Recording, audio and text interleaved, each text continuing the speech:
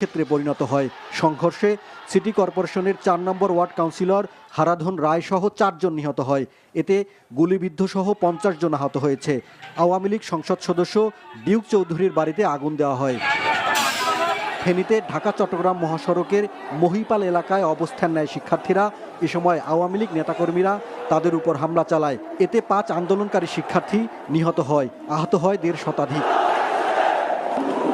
কুমিল্লার দাউদকান্দিতে আন্দোলনকারীদের সাথে সংঘর্ষে পুলিশের কনস্টেবল সহ ৩ জন নিহত হয়েছে।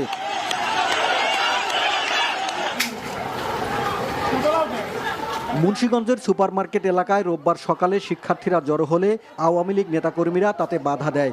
এক পর্যায়ে দুই পক্ষের মধ্যে সংঘর্ষ, ধাওয়া পাল্টা ধাওয়া শুরু হয়। এ সময় কয়েকটি ককটেল বিস্ফোরণ ঘটে।